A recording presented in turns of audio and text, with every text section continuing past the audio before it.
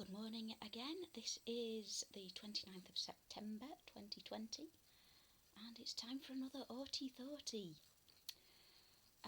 Today I am just going to ramble about my special interest because nobody really asks me about it, which is odd, because asking me about the Trumptonshire Trilogy is actually the only way to stop me when I go off on one about Button Moon. Basically, I like shows for preschool kids about people with no mouths that wave a lot. Anyway, yeah, I do have a bit of a problem at the moment. My task for the day is to curate my my collection of Trumptonshire memorabilia. I have already created it in quite a big way. I will show it to you. I wish to show it off. Here we go. Look at all this. Look at all these lovely books. Dum dum dum dum dum. Look at them all. Look at them all. Look at all those big stacks of books. La la la la la. Yeah, I've basically got too many. I don't know what I'm going to do with them all. I sort of went through a bit of a phase of going through eBay a lot. I think it was just sort of the excitement of clicking on things and winning auctions and stuff that I just sort of got a bit too much of a buzz out of that and ended up with far more books than I have bookshelf space. Plus, there's 2 jigsaws in that jigsaw box. One I actually completely forgot had bid on, and it arrived. I was thinking, what the hell is this? And I opened it up, and it was just some jigsaw pieces in a little bag. So I thought, well, I'll put that in the box with the other. A pack of cards. The pack of cards is a bit weird because it's got 2 of the 8 of clubs and no joker. And of course, I have shown this little dude on my videos before, my little model of Windy Miller that my very talented best friend made me for my birthday. Oh, look at that in the eggs. He made of Fimo clay and felt. Oh, he's Windy. Hello, Windy. Anyway, yes, I like the Trumptonshire Trilogy, in particular Cambodia Green. That is my absolute fave.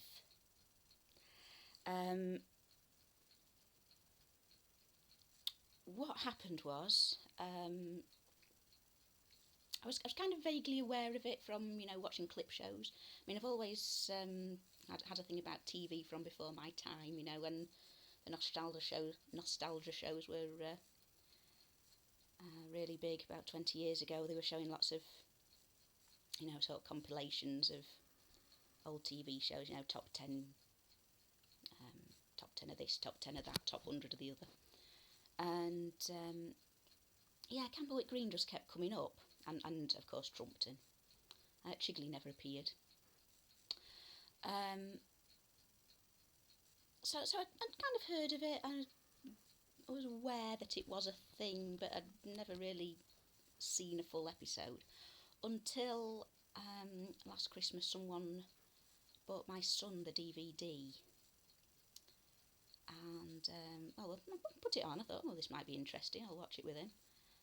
And I was just absolutely entranced. And I don't know. There's a lot going on there. As to why it appeals to me personally. I think things like just the colour palette is beautiful. The sort of artistic details in the backgrounds, and the way the trees are constructed and things. I just find it really stunningly beautiful to look at. And also I think the characters are quite subtle. I mean, Mrs. Honeyman is not subtle. She's very much very, very exaggerated cartoon character type thing. I mean, I kind of see that as she's going into she's having a bit of a breakdown, maybe. Being a new mum, maybe being stuck in, this tiny little village where nothing ever happens. I think she kind of gets very frustrated, and she's really struggling with the boredom, really, the monotony of day-to-day life in a quiet little backwater village. And I think the humour in it as well is it's very grown-up humour. I mean, not in like a sort of dirty innuendo type way, but there is always this kind of undercurrent of sort of subtle wry observations about kind of human nature, and things that the nominal target audience of the under fives would not appreciate. They're there for the parents. I think it's very sweet, really. It's obviously it's a children's show, so it's not going to have constant sex and violence or anything, but I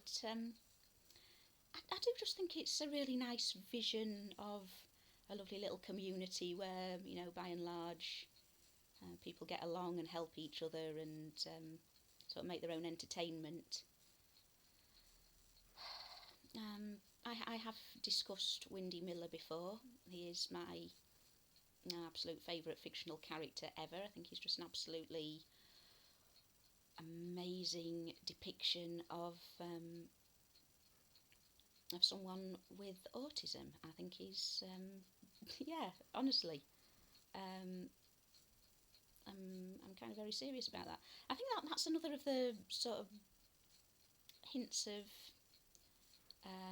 shade, not exactly darkness, but there are these patterns of light and shade in it. If you start thinking about the implications of characters' behaviour, it starts to sort of get a little bit sort of psychologically unsettling sometimes. If you take it at face value, it's just lovely little stories about people running around the countryside having a good time. If you sit and think about what's really going on under the surface, it does start to get a little bit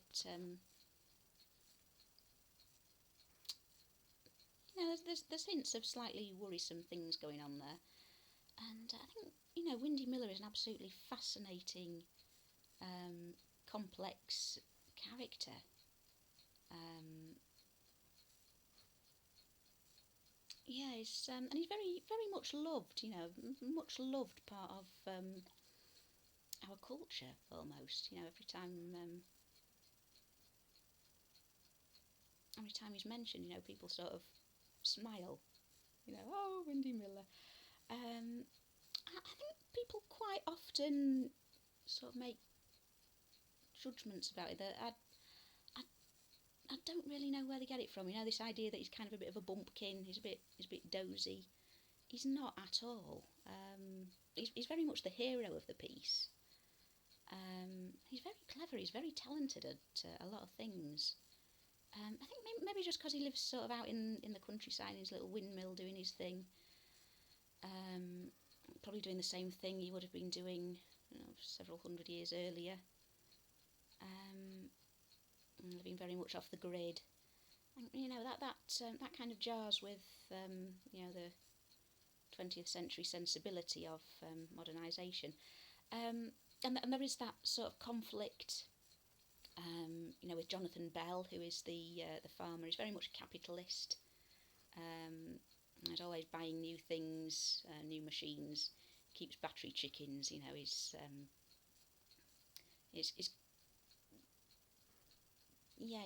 always sort of in conflict with Windy Miller. I mean, not to the point that they actually come to blows about it, but he's always making these sort of little barbed comments, which Windy doesn't rise to.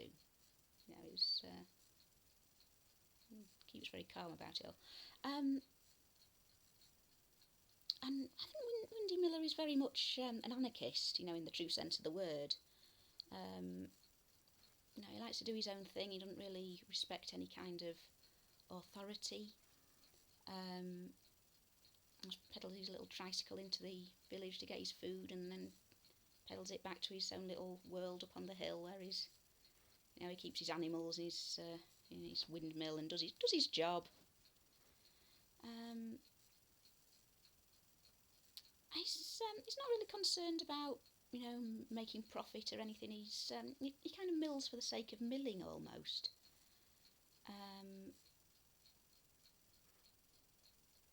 Just for kind of for the sake of, you know, having always done it, so he's always going to keep doing it. And of course the windmill makes that noise.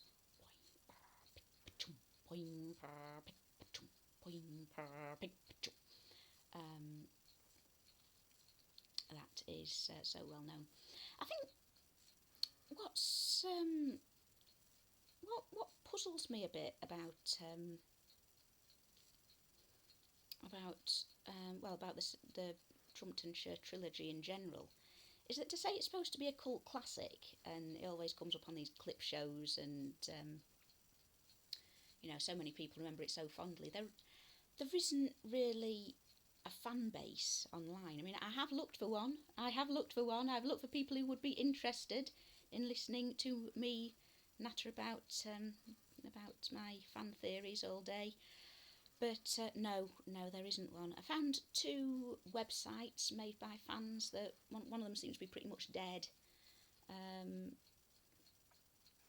There's well, as you have seen, there is a lot of memorabilia available. But yeah, other than a few sort of discussions on forums about other things, I haven't really found anything. You know, nobody's writing fanfic even. I mean, if you go on fanfiction and, you know, type in Cambodia Green or Trumpton, they'll come up with things that I wrote personally. And nothing else. And I don't know. I find that a little bit odd and a bit sad, really.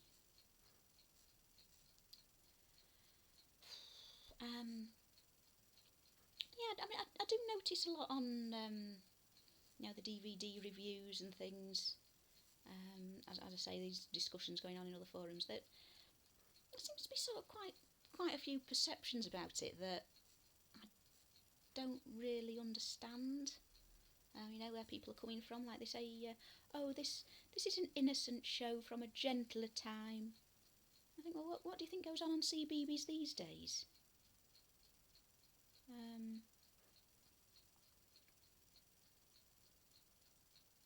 As kind of people describing it as,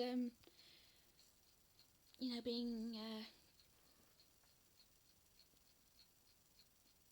you know, sort of quite almost fascistic in terms of its sort of promoting an image of sort of middle class white British life. I think, is it really promoting middle class white British traditional life? I don't know. I mean, it depicts life going on in a village. I mean, you've got to remember this is sort of set in the mid-60s, so you know, there's not going to be any non-white people in the countryside.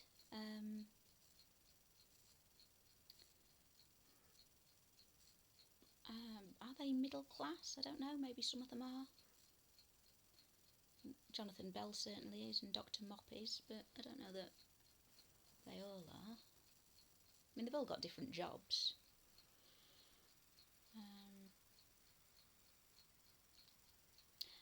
I think, talking about the sort of equality and diversity aspect, one of the things about it that's quite nice, there's the Murphy family. You know, there's Mickey, Mary and Paddy Murphy, and Mrs. Murphy, who isn't really a major character. And you know, when I heard all these sort of archetypal Anglo-Irish names, I thought, oh God, I was just sort of expecting, you know, a lot of Irish jokes going on. But they never appear. You know, the Murphy family, they are sort of very much part of the village. There's nothing, you know, they're not the butt of jokes. They're not sort of treated with less sympathy than the others. I mean, Mickey is a bit absent-minded sometimes, but never sort of falls into kind of the archetypal dozy Irish guy, you know. And it's never actually said that they are Irish either. I mean, they might be, sort of proud of their heritage on one side. I don't know.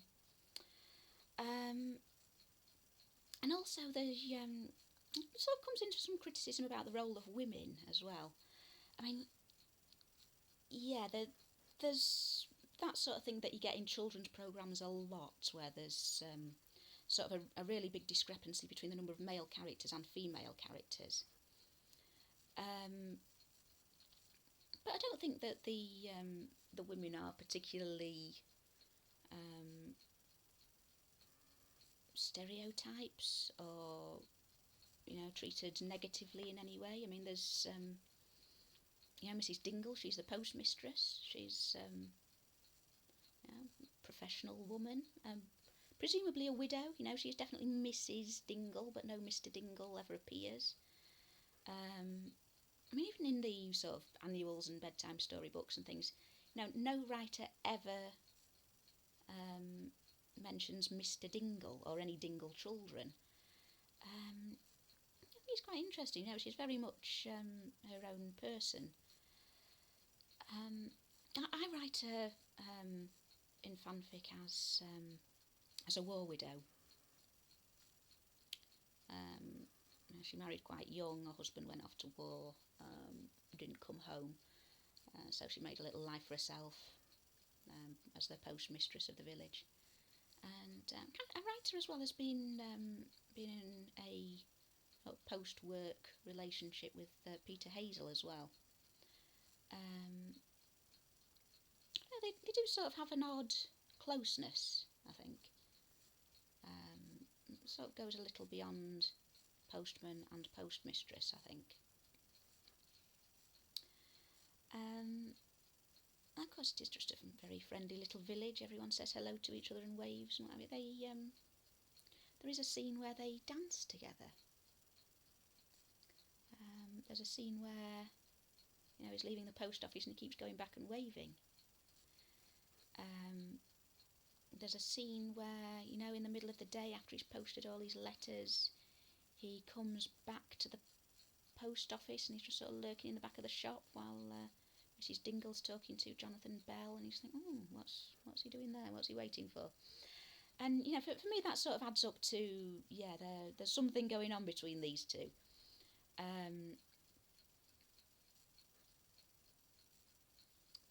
Yes.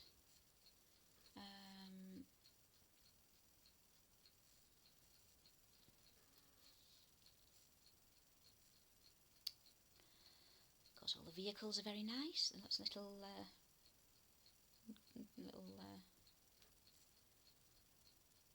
conveyances trundling around the place. Of interesting vehicles like the Murphy's Bakery van that's probably about as old as they are, 1920s style van. There's Windy Miller's little penny farthing tricycle. That Jonathan Bell's big truck. Oh, he loves his truck. I just want to punch him in the face. Nobody cares about your fucking truck. Shut up.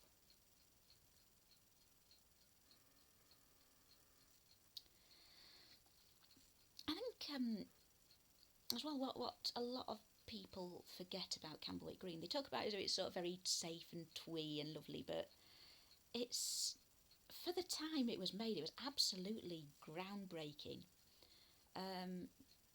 You read sort of reviews that were written at the time when the first episodes were aired, and they're talking about how do they hide the strings on the puppets. No one had seen a whole film in stop motion before. I mean, there'd been sort of the Harryhausen monsters and things, but no one had seen a whole show made with stop motion. It was absolutely brand new. And of course, colour. The first few repeats were all done in black and white, of course, because it was It was first aired in 1966 and was on constant repeat for nearly 20 years. But yeah, it was filmed by, first of all, with a black and white camera, and then the producers were told, no, we wanted it in colour because colour is coming very soon. We need to have things that we can put on when we do the big switch over. So the first episode, which had already been made, was refilmed with a colour camera, and then the rest of them were made with a black and white and colour camera side by side. I did see one comment on one of the websites that it's interesting to imagine that the black and white film could be found and colourised, and then you could make it kind of 3D. You put the 3D glasses on and see it in 3D. I think that's a lovely idea. I would definitely watch the hell out of that. And then of course along came Trumpton, which I see a lot of people confusing with Cambodia Green somehow, but I don't really know how that happens. They muddle up which characters are in which, even though it's a completely different setting, a completely different cast of characters, apart from a couple of kind of walk-on cameos. It's set in a town. The characters are mostly sort of the business owners of the town.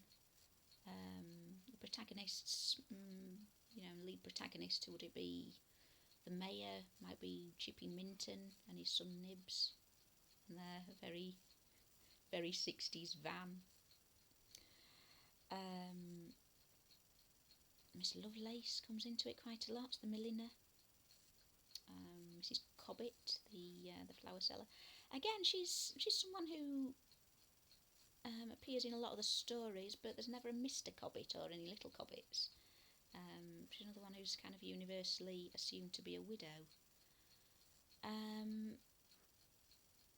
But a lot of the male characters don't have wives that are seen or spoken about even, but they do tend to get given wives in the bedtime stories. Mrs. So and so came along. And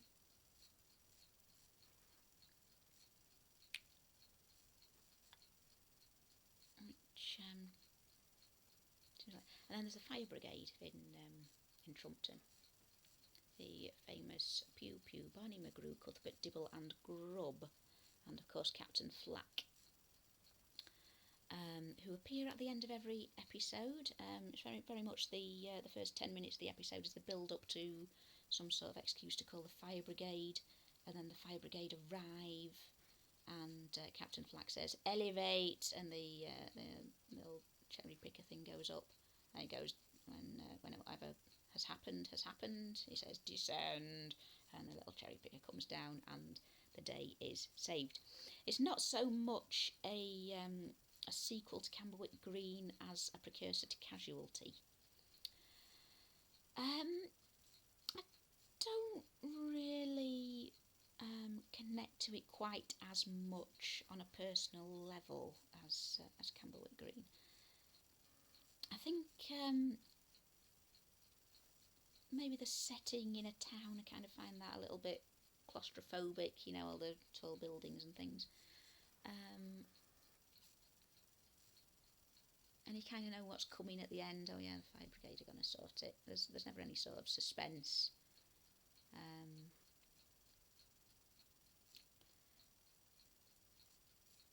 And then the last one, it came 2 years later. It was 1969, Jiggly. That is definitely the least popular. It has the sort of least amount of memorabilia available. At least was produced. But I find it quite interesting that it reuses all the characters from Trumpton and Cambodia Green. They all appear again at least once.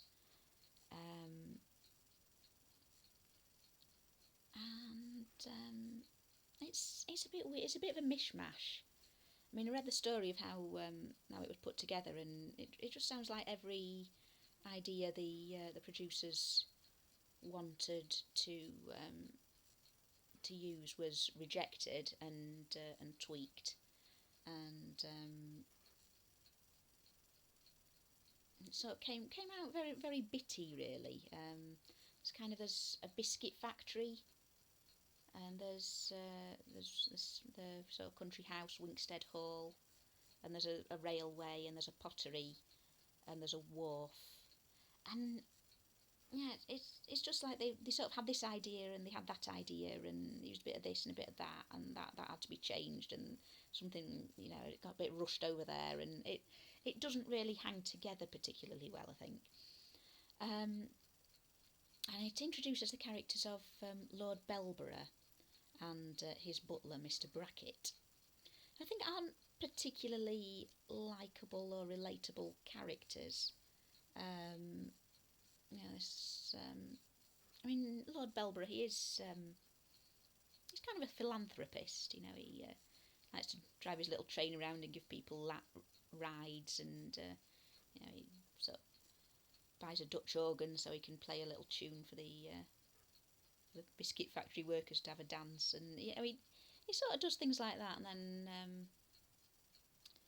but he is sort of very much an aristocrat. He's there's something a little bit dislikable about him, I think. And Mr. Brackett is he's a bit of a bootlicker, I suppose. He's a butler. I think it's quite interesting as well. The two of them.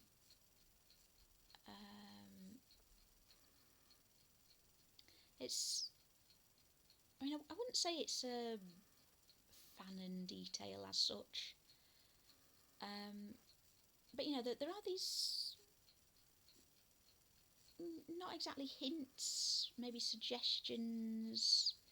Depends how you take it. That they're actually a gay couple. A lot of people seem to sort of feel that there's something that I'm not absolutely convinced myself. I think that just sort of makes it a bit sad, really. They've got to do this this act of being the lord and the butler, because it was the 1960s and that sort of thing was barely legal.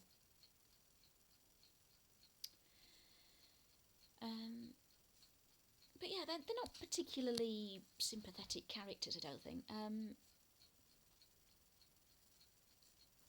then there's the barge driver, Mr. Rumpling, and the crane driver, Mr. Swallow. They're not particularly developed characters. They're just sort of faces that appear. I mean, they've all got little songs, they sort of sing a little song as they appear. But yeah, there's not a lot of personality there, I don't think. They never develop beyond a name and a face. I like the Farthing family. There's Harry Farthing, the potter, his daughter Winnie, who likes to sit on the train and hold a little balloon. They're quite sweet. And yeah, again, they're sort of memorable because they're a little bit different. They've sort of got a bit more personality to them.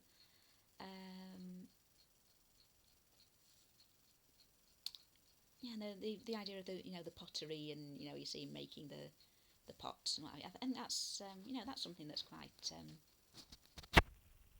enjoyable to watch. It's a lovely building with nice windows and things. Yes, hello Zebedee.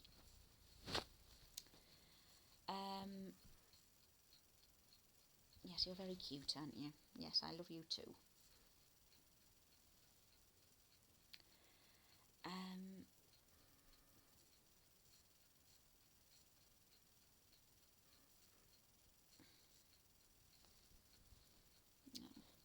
No, I need to get down because I'm doing my film.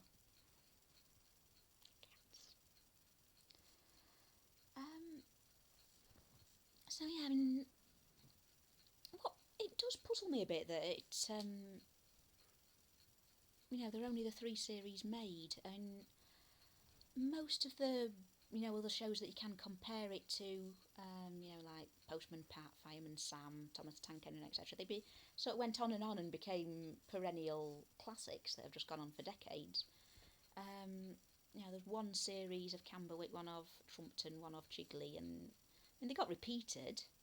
They got repeated very, very often. They were sort of never off air for 20 years, but nothing was ever revived. I mean, even Bill and Ben have been revived. It didn't last very long. It wasn't very popular. But yeah, why was there never another Camberwick Green? I don't know. Of course, there's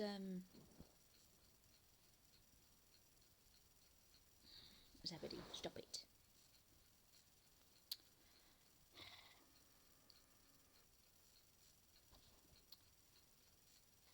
I mean, it's the stop motion. It really caught on. I mean, it's hard to remember how big it was, before CGI came along. Stop motion was pretty dominant, especially in the 90s. Sort of after puppets went out the window and before computer graphics came along. Stop motion was, probably the main form of children's entertainment for a while. So it's definitely had a big impact on children's TV, certainly the late 20th century.